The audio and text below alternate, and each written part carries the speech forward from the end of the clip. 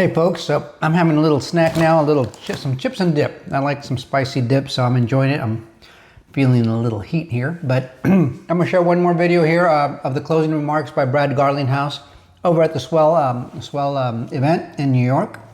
And in here, he speaks about how the Swell event started, and it pretty much started because Swift wouldn't allow them to attend Sibos.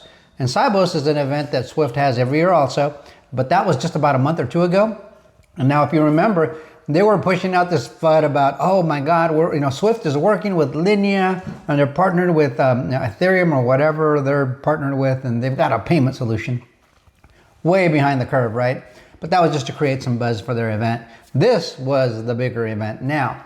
But 9 years ago, they wouldn't let Ripple in because they were the disruptors, in the words of Brad Garlinghouse. Now they're the 200-pound gorilla, right? They're the monster, as he says. They created a monster. Pay close attention to the audience he's talking to. These are major players in that audience right now. And he's pretty much telling you, this is where we're moving, and you're moving there with us, and thank you. We're all doing this together. He also has some news at the end.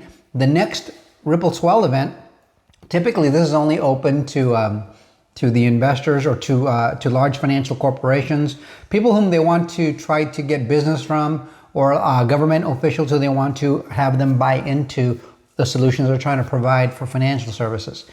Next year, it's going to be the biggest event of all. There in New York, it'll be the 10th Swell, and he's saying that even developers will be able to come on in. The larger crypto community will be able to come in. I'm imagining people like myself can go there now and attend and be, I guess maybe give people a platform. I'm not big enough to do that. I'm just giving you an example, but there are some people that are, so it'd be nice to see them get there.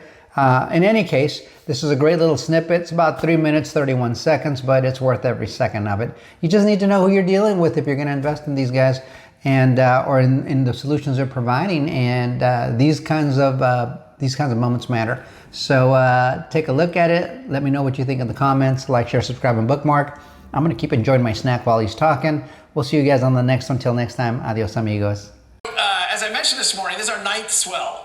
Some of you remember, there are a few people that were here for part of this, but the concept of Swell popped up in 2017, and it was the reaction to Swift wouldn't let us attend Sibos. Some people don't know that. It's a true story. We couldn't get space, a booth at Sibos, and so we decided, this was in Toronto, and we decided, Sibos, the land of big banks, we were the disruptors, literally. So we went down the street, we hosted our own event, and admittedly it was a little bit of a warehouse. It wasn't nearly what we have today, but it was anchored by speakers like Ben Bernanke. And I think very quickly Swift regretted their decision because they created more of a monster by pushing us out. Well, 9 years later, the world looks profoundly different. Some of the biggest financial institutions in the world are here in this room with us, but it's not just them. We have the prime brokers, the application builders, the investment banks, the ETF issuers, as we just discussed, and everyone in between. Crypto and blockchain have moved from being taboo words to being part of the fabric of society. And let's be clear.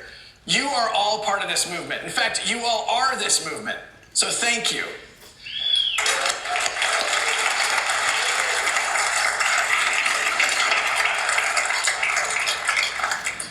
I am beyond grateful to have witnessed this fundamental shift and how the financial layer of the internet is changing and evolving. The work is nowhere near done, but if the conversations over the last 2 days have proven anything, it's that although we have come a very long way, we are all just getting started. I've said this before, but it is truly, and I say this somewhat humorously, an amazing time to be alive. We are witnessing the rewiring of financial infrastructure. We're witnessing enabling things that were simply not possible before. It truly is, I believe, the economic opportunity of a lifetime to enable and catalyze this rewiring. I'm extremely proud that Ripple has been leading from the front, both with lawsuits, but in a lot of other ways as well. So for over a decade, we've been leading with transparency, we've been leading with a compliance-first posture, And we've been leading with the goal of championing not just XRP, but the entire industry. I feel extremely lucky to have had the privilege of leading this company, and of course, an honor to be part of the larger XRP community. All right, so before I sign off and let everyone get snacks and drinks, one important public service announcement. I'm excited to share with you guys that our 10th Swell is going to be a little bit different. As you guys know, the Swell has tended to cater towards the institutional audience. We've had separate events like Apex that is catered to developers, but we are excited to expand Swell to include not just financial institutions and payment providers or asset managers, but bring in the developers, bring in the investors, bring in the researchers, bring in the academics, and the broader XRP community who we've hosted at other events. This is going to be one single beacon event. Will be hosted by Ripple next year, back here in New York City, and we look forward to welcoming you all there next fall.